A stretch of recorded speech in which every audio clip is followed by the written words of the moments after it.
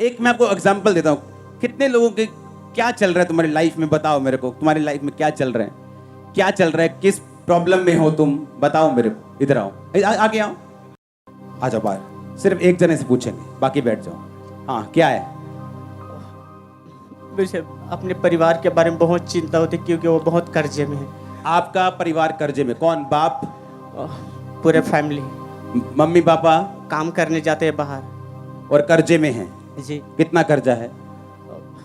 1.5 lakh. Okay, अब सब काम करते लेकिन कर्जा खत्म नहीं होता है। नहीं। हाँ, 4 साल हो गए। आपको प्रभु में कितनी देर हो गई? 2015 से। ओके, अब सुनो मेरी बात। हमने एक केस सुन लिया, ठीक है। अब किसी को मान लो कर्जा है, उसकी फैमिली में कर्जा है, परमेश्वर में आ रहा है, उसका हल क्या है? परमेश्वर ने कहा मेरी कौम कर्जा देगी। पर यह वचन पूरा कब होगा मालूम? सुनो मेरी बात। टाइथ पे करते तुम? पहले नहीं करता था, करना सीख रहा हूँ। सीख रहा हूं। देखा, मैं इसकी शक्ल दिखाओ कैमरा में। जब ये टाइथ पे करना सीख जाएगा और प्रभु में चलना सीख जाएगा, ये कर्जे की गवाही देने वापिस आएगा कि ठीक उतर गया।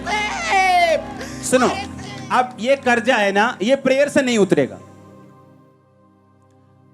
मेरी बात समझ रहे हो नहीं?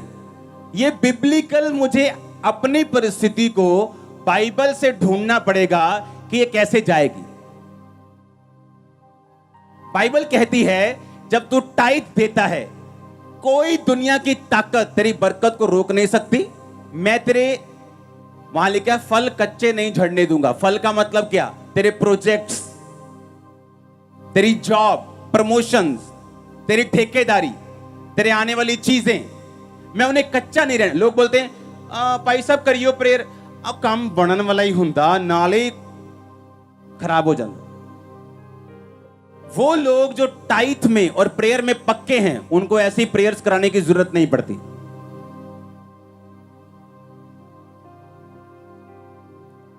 हालेलुया। कितने मेरी बात को समझ रहे हैं? अब ये आएगा टेस्टिमनी के साथ। हालेलुया। आप समझ रहे चीजों को? मुझे अपनी लाइफ को हैंडल कहां से करना आना चाहिए? मुझे बाइबल से ढूंढना है। आप जब सेवा के लिए उठते हैं तो परमेश्वर आपको परख सकते हैं।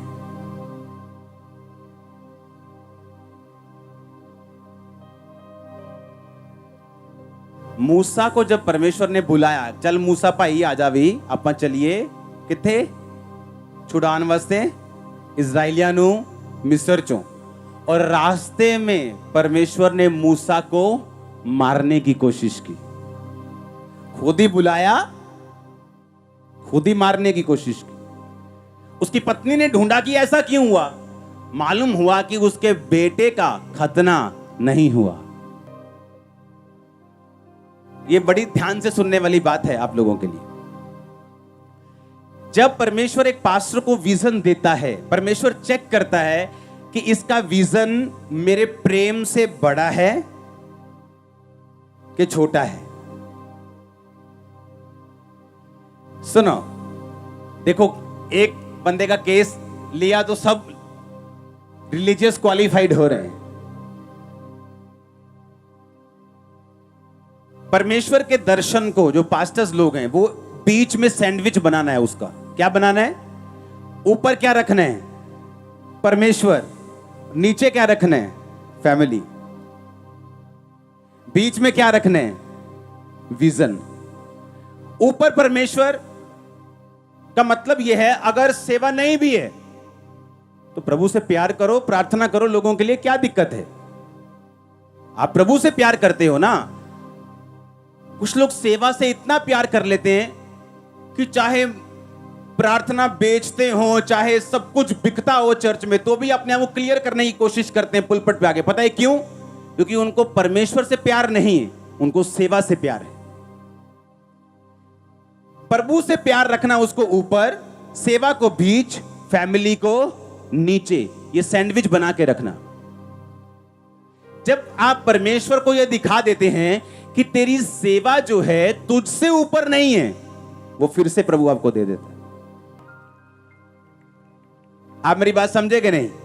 लेकिन जब एक पास्टर निराश हो जाता है सेवा का बंद होने के बाद, वो प्रेयर भी बंद कर देते हैं, वो बाइबल बंद कर देते हैं, उसका प्रेम ठंडा हो जाता है, अब वो ऐसी वो ताकत नहीं रहती। वो ये साबित करता है कि परमेश्वर मेरी सेवा तुझसे भी क्या है, ऊपर। सैंडविच देखा है ना?